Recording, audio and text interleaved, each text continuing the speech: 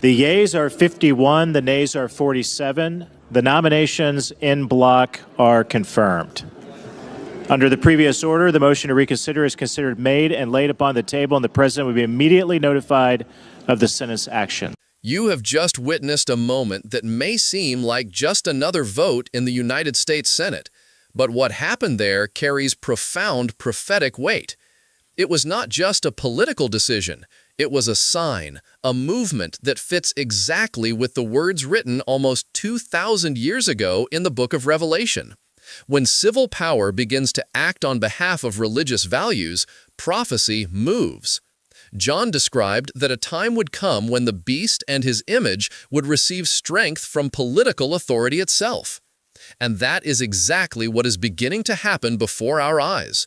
Laws and alliances being formed under the guise of faith and morality, but hiding something much greater. The world is being prepared for a silent transformation. Small votes, speeches of unity, promises of restoring faith, everything seems positive. But God's people know this is how it begins. The first step towards Sunday law would never come in a threatening tone, but in a tone of hope. And what we saw in this plenary session may have been just the beginning of this prophetic fulfillment. The prophecy has always been clear. The time will come when worship will be imposed. The book of Revelation describes that all the inhabitants of the earth would worship the beast, Revelation 13:8, and that no one could buy or sell except those who had the mark.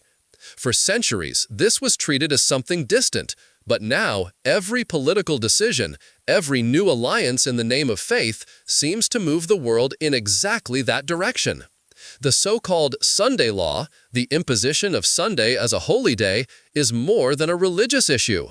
It is the prophetic milestone that will unite civil and ecclesiastical power, ushering in the final crisis. And when that union is consolidated, freedom of conscience will be put to the test. Ellen White warned about this more than 100 years ago.